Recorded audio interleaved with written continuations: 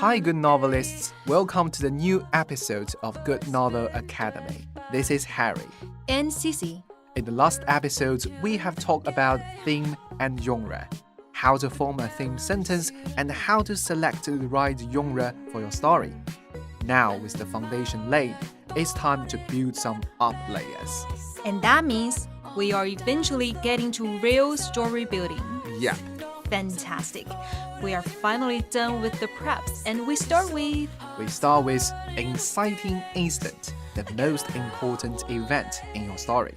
Wow, most important. How? Because it's the first event of the whole story? No, it's not because it's the first event. It's nothing about sequence. It's about hooking up the readers. And it is because of the inciting incident we have all the following stories to tell. Okay, sounds important enough. But how do you define an inciting incident? First of all, an inciting incident must be a life-changing one, radically breaking the balance of your protagonist's life. Secondly, the protagonist must react to this incident, and her actions must further lead to the following plots. Beep, alert, too elusive to understand. Okay, let me use a story to clarify the abstractness. So, we have Jane, our protagonist, a 29-year-old girl and an enterprising lawyer. A little bit too enterprising, perhaps. She has devoted all her life to work and gave up everything relating to her social life. So she's a workaholic. Yes, but her hard work paid off. She became the partner at a reputable law firm, her salary doubled, her name engraved on the door of her new office. Wow, so she's a successful workaholic. Yes, and she was thrilled and wanted to share this good news with her boyfriend.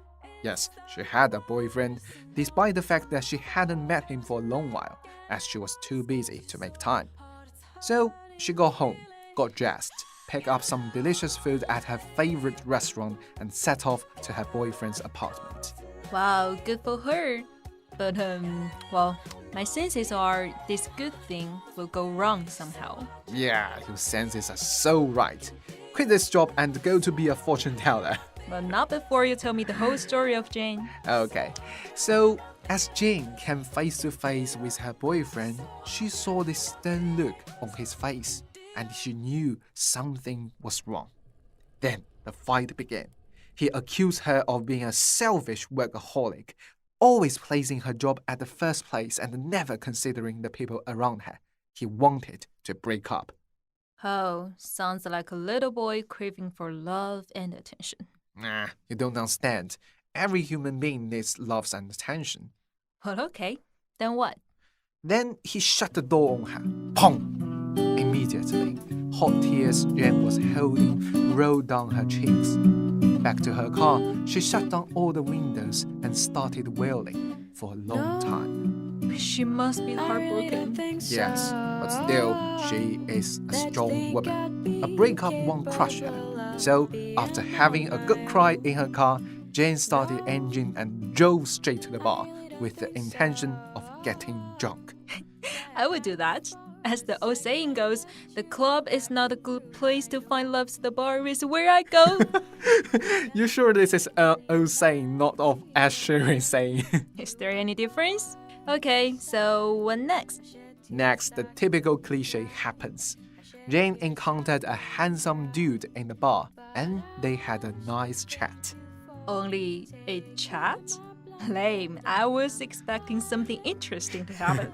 Okay, well, let's just say Jane had a very good time with that guy and released much pressure. That's true, because when she woke up the other day, she felt much better. However, the guy she had a one-night stand with turns out to be an arrogant, manipulative bastard. You know what? He counted a few dollars, placed her money on the nightstand and said, "This is your payment. Now, get out." What the heck? I mean, you can't treat a girl like that, right? Actually, you can't treat anyone like that. Well, he's a CEO with some kind of misogyny problems. I guess treating girls he slept with as whores is his tradition. Anyways, Jane was pissed off, as you did. She shouted at him, slapped it on his face, and rushed out. Well done, applause to her. Yeah, leave that piece of shit as soon as possible. Yeah. Okay, we're going to take a break from here and get back to the idea of inciting incident. As I said, an inciting incident must break the protagonist's life balance. After the incident happens, for better or for worse, the protagonist can't return to her original life pattern. So far, we have 4 events in the story. Do you think any of them fit to the criteria of an inciting incident? Let's see. The first event is Jane getting promoted. Oh, that's a good thing, but maybe not quite a life-changing one. She became a successful workaholic, but still, she's a workaholic. Truly. What about the second? Well, the second one goes downward.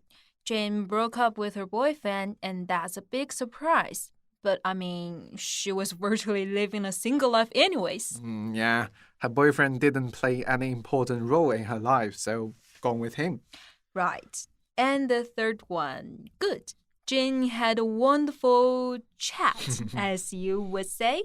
And the last one, just another stupid guy. Well, it seems that the whole sequence is just a string of ups and downs. But none of them can be called a life-changing event. Yes, you're right. None of these events managed to break the balance. These are ups and downs of normal life. She has good times and bad times, but who doesn't? That's true. So there is no inciting incident so far, right? These events can be happen to anyone. After all these happenings, Jane can still return to her daily life and be the same old workaholic. Her life balance is still there. Yeah, not yet broken. Now try this. After 2 weeks, Jane found she was pregnant with the baby of that CEO bastard. That's a strike.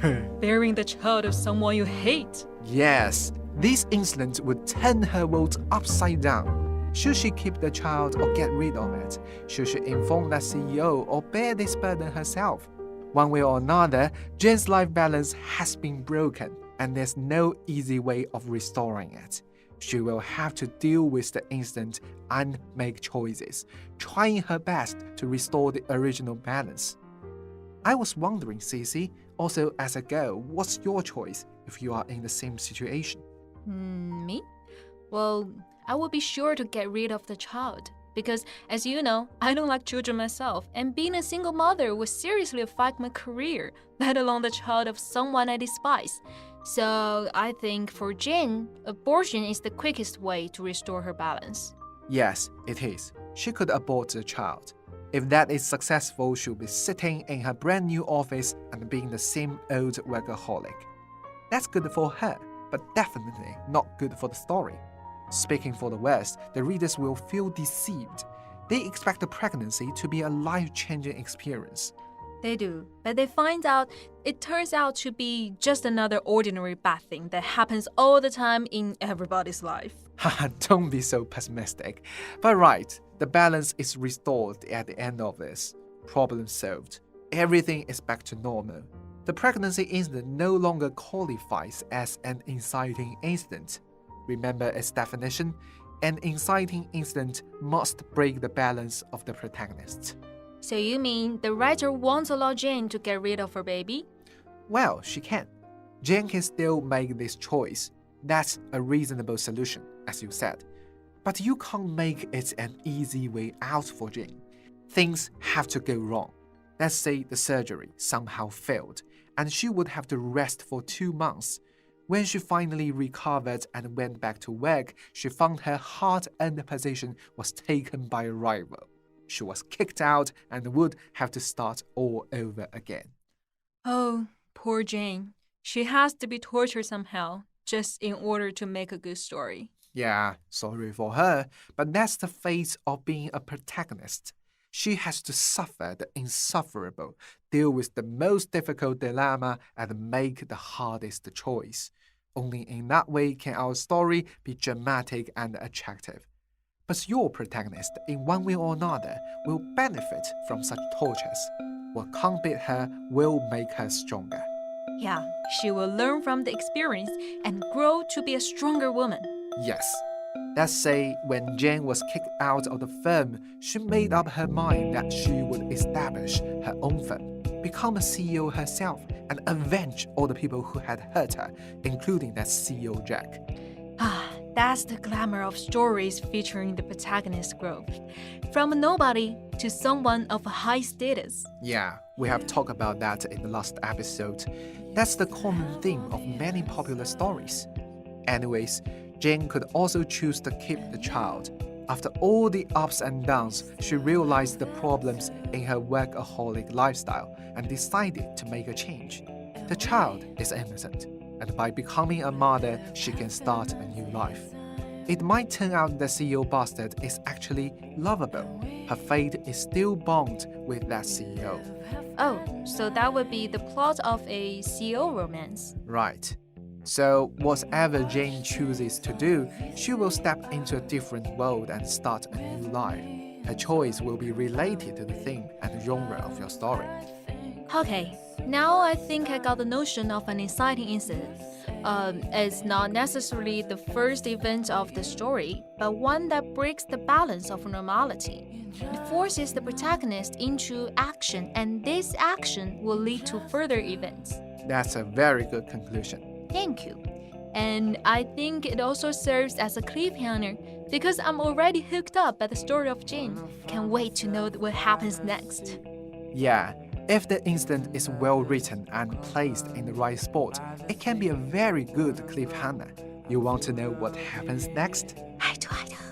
Then go to our platform goodnovel.com. The story I was telling is a real bestseller on our website. It's called Cold Showers. The read for 3 chapters actually stops right here at the point when Jane knows she is pregnant. Oh, wait. Are you promoting our story? Our boss should give you a raise. Please do. But yeah, that's actually a good point to go premium. Readers know this incident will cause serious problems, and they will be eager to know what's to happen next. And what kind of choice will Jane make? Yes, but not all the inciting incidents can be as effective as this one. It requires some careful designs to make the incident a cliffhanger. Please do share with us your recipe of cooking a perfect inciting incident. First of all, you have to place this incident at a proper place in your story. As a rule of thumb, the inciting incident occurs in the first 25% of the storytelling. For Cold Showers, our role model, the unexpected pregnancy is revealed in the chapter 8 of the total 52 chapters. For some other stories, like the famous thriller movie Jaws, the inciting incident happens at the very beginning. The shark attacks a vacationer and her miserable remains are discovered by the sheriff, the protagonist of that movie. So, for Cold Showers, why not just put the inciting incident at the very beginning? I mean, wouldn't that be better to get the readers attracted sooner? What do you think? If you are the writer, why not start with Jane's unfortunate awareness? Oh shit, I'm pregnant. I don't know. I'm asking you. Okay, it's because the incident needs some foreshadowing. The first 4 events of the story tells us about the background of Jane, what kind of person she is and why she lives a life like this. This is the necessary info, as it justifies her actions. We know that she is independent, strong-minded. Then we understand why she was so angry when being cheated as a whole, and how frustrated that would be when she found out she was pregnant. And what if I don't have that info? If the incident is revealed without this foreshadowing, its effect will be much lessened. Let's say, if you put the pregnancy incident at the very beginning, readers may be like, okay, she's pregnant, so what? They won't understand why it's such a shock and a balance breaker for the protagonist. But it's not the case for Jaws. Yeah, not for Jaws. For the Jaws or Jurassic Park, audiences will understand the situation immediately. Okay, the dinosaur is out. These people are so fucked. Yeah, I guess everybody knows what that means to encounter dinosaurs and to be attacked by sharks. Yeah, so my point is, When you are locating your inciting incident, you have to think about this question. To understand the importance of the inciting incident, how much do your readers need to know about the protagonist and his world? Too little, they will be confused. Too much, they will be bored. Yeah, speaking of bored, I once read a story of 50 chapters and was forced to read 40 chapters of regular daily routines, with the protagonist playing basketball, working in a factory, flirting with random women, and sleeping with them. And finally, in chapter 41, the story finally revealed the inciting incident. One day, some men in black appear at the front gate of the protagonist and tell him his father is dead, who is the head of a powerful mafia, and he will have to inherit his enterprise. But honestly, if I'm not the writer's editor, I wouldn't read to that point. Yeah, I think the writer can use just like 4 to 6 chapters as the setup. That will save him a lot more readers. So, in short, review the inciting incident as soon as possible, but not until the moment is ripe. Exactly. Okay, I think we've covered all the topics for today. A quick wrap up here. Inciting incident is not the first event of the whole story, but one that breaks the protagonist's original life balance. It must appear before 1/4 of the story. You will need to find a good place to locate your inciting incident, not too soon to confuse your readers or too late to be boring. And the homework time, choose a story you like. Any story. Classic web stories on our site or from other platforms. Tell us about the inciting incident of that story, how it managed to break the balance of the protagonist, and why you like it. Yep, and that's all for today. Enjoy writing, dear good novelist, and may the muse be with you. Bye bye. Bye. 각자의 사정이 있는